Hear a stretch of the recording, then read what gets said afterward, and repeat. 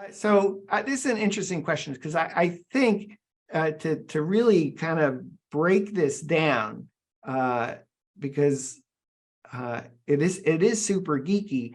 I'm going to guess, bear with me, I'm going to guess, because Matterport outsources its 2D schematic floor plans to a third-party company, it's white labeled through Matterport, that I'm going to guess that it's my hypothesis that the Matterport Pro3 camera captures the data that's sufficient to create a ANSI compliant floor plan, but the amount of money that Matterport pays the third-party company to create the floor plans from the Matterport scan is not sufficient for the vendor to say, we will take the time to create ANSI compliant floor plans.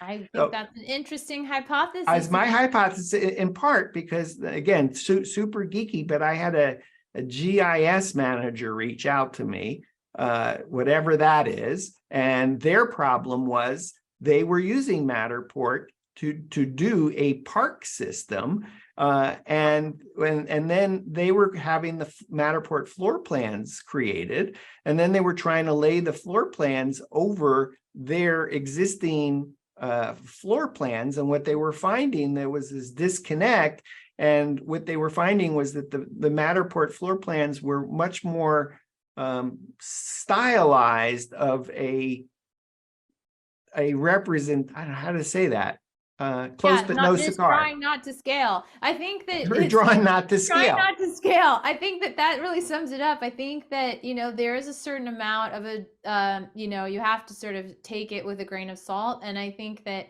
we are sort of in an awkward position because realtors actually are then wondering, what data can I trust? And so if they do come and say, I'm like tapping on the case here, I have the camera right here, but if Matterport could, for once and for all, say the Pro3 is ANSI compliant for these floor plans, then I think the difference here, though, Emily, I think the difference here is the camera probably captures the data that's capable of being ANSI compliant, but Matterport has chosen not to deliver ANSI compliant floor plans. My hypothesis, and maybe we'll see that they'll come out with a new product and maybe it'll be priced differently. But otherwise, it's size drawn, not necessarily to scale. Not to scale, but I have a question then. I mean, this always sort of perplexed me because I wanted to understand why Matterport had the True Plan product. Yes. The True Plan product is a very expensive and higher level of detail, floor plan or a 3D plan of properties, right? Including it's different. So the True Plan is really Matterport's brand name for an Xactimate, and an Xactimate floor plan is actually used in the insurance claims space. So the level of detail, well, that's an interesting question. The insurance industry, my impression, has embraced Matterport, and whether the Matterport is providing the True Plan, which is the Xactimate, or whether someone is using Matterport, there's plenty of people in the insurance space that take the Matterport floor plan view, not the Matterport floor plan, but the Matterport floor plan view, and trace over it to go create their Xactimate. And I'm not sure that we could equate Matterport True Plan, these Xactimates, with the floor plan product, because they're used for different industries. But I'm so sorry, I've taken us down a rabbit hole. No, I think it's an important rabbit hole, though, because if the Pro3, one of the selling points, and people are buying it because it has LiDAR, and they want to know that this is going to be a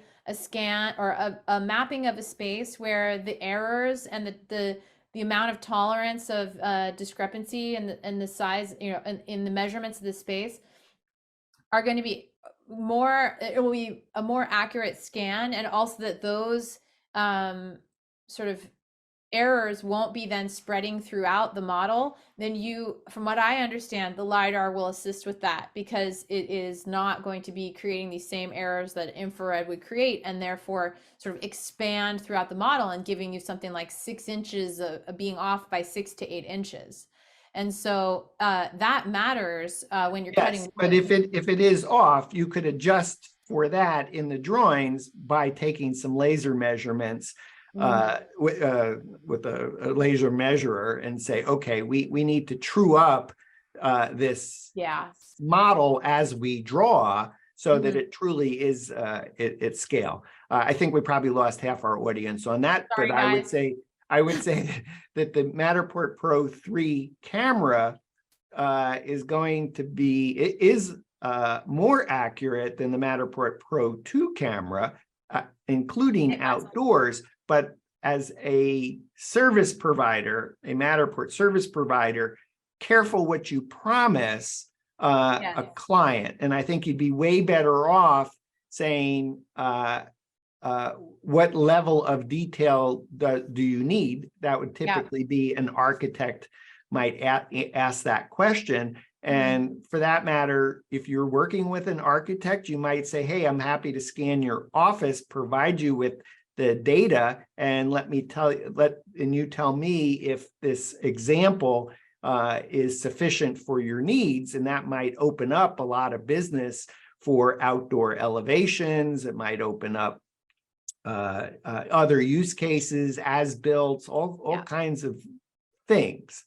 I'd like to see it go there, and I'd like to see Matterport's sort of value proposition to people who have invested in the systems be one that they are that you know, we've invested in the systems. Do they invest in us as service providers? And I think that this kind of boils down to educating people. And I know that there are a lot of sort of shop talk webinars that they do, but I think that this is actually a really, really important point, because it can get a company into some uncomfortable situations. And also you want to be able to express to a client what you can and what you can't do, and set those expectations. And that also reflects all the way down to the bottom line of how much you're going to be able to charge a client, because then they will feel that level of confidence in what you're doing. Okay.